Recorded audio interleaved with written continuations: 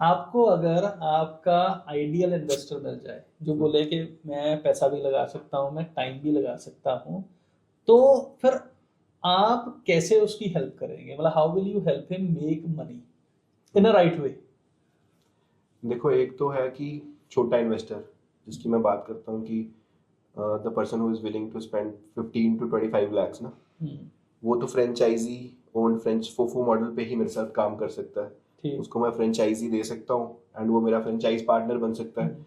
अगर if he is aspirant of doing food business, उसकी इच्छा है कि जी मैं एक फूड एंड बेवरेज बिजनेस में एंट्री करना चाहता हूँ। देखो, हाँ, मतलब एस्पिरेशन बहुत लोगों की होती है कि यार मेरे को कुछ फूड में करना है, पर उसको नॉलेज नहीं है। मतलब how will you help him?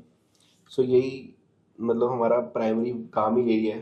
Franchise का मतलब क्या है कि franchise is the consultation with the brand name. अगर आप अपना बिजनेस करना स्टार्ट करेंगे आज 15-20 लाख घर से लेके, तो आपने जो जो हमने 15 साल की पूरी स्ट्रगल करी है उसमें जो भी समझा है, जितने भी कंसल्टेंट्स हायर किए हैं, जिन्होंने हमारे साथ मिल के मेन्यू डेवलप किए, जिन्होंने हमारे फ्रेंचाइज मॉडल्स डेवलप किए, जिन्होंने लोकेशन ढूंढनी समझाई हमें, जिन्होंने ये समझाया कि येलो कलर का इस्तेमाल मेन्यू में करो, वो हंगर जनरेट करता है। एक मेन्यू जो आप KFC में जाके देखते हो तो वो एक नॉर्मल बंदे की टेंडेंसी होती है कि वो लेफ्ट टू राइट ही पढ़ता है।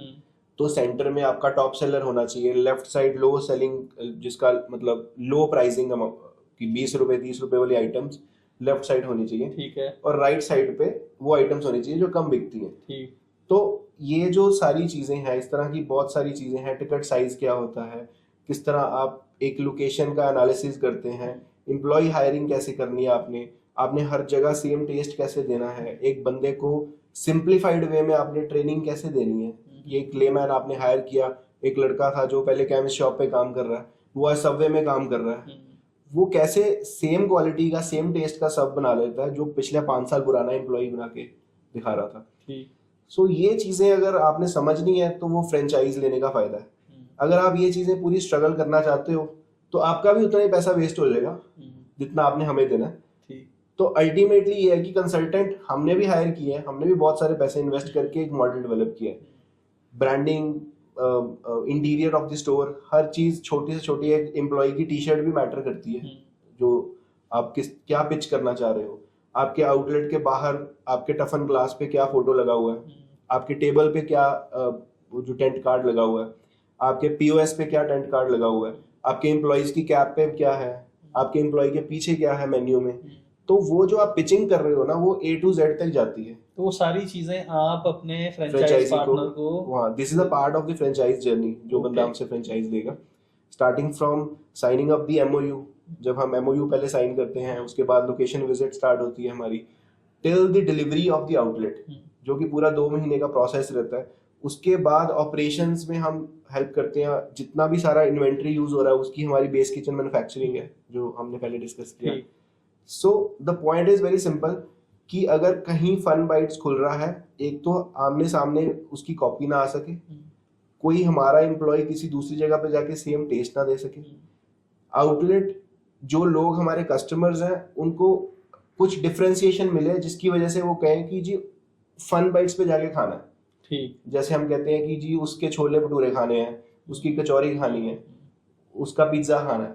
तो वो डिफरेंशिएशन हमने शुरू से सोचा था हम क्रिएट करेंगे। जैसे लाहौरी जीरे की मैं बात करूं तो उसका ड्रिंक में एक फैक्टर है, मतलब आप उसका ड्रिंक पियोगे तो आपको एक वो डिफरेंट है। डिफरेंट है। उसने उसका भी एक USP पॉइंट है, taste is the food and beverage business में सबसे बड़ी equity is the taste, the biggest equity.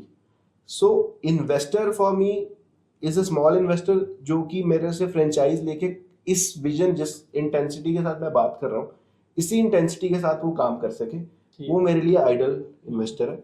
हाँ, अगर कोई वेंचर कैपिटलिस्ट आता है, बहुत बड़ा फंड लेके आता है, वो कहता है कि जी हमने 20-25 आउटलेट्स खोलने हैं, तो उसका स्कोप सिर्फ इन्वेस्टमेंट ही है, then we can think about the FOCO।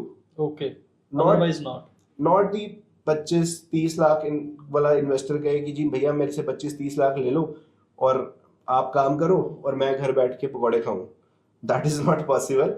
वो बेटर है कहीं और पैसा डाल दे, म्यूचुअल फंड में या शेयर्स में या FD करा लो, वो बेटर है। जब Okay. तक आप पैसा लगा के उस पैसे पे काम नहीं कर सकते हो ना, मेरे ख्याल से बिजनेस नहीं करना चाहिए। ठीक। चाहे अपना करो, चाहे किसी के साथ कोलैबोरेशन में करो, चाहे फ्रेंचाइज लो, चाहे डिस्ट्रीब्यूशन लो, जेड़ा मर्जी काम करो।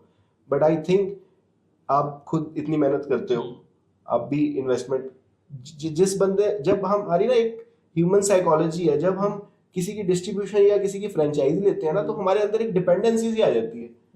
हम सोते जागते सोचते हैं कि पता नहीं वो करेगा तभी चलेगा।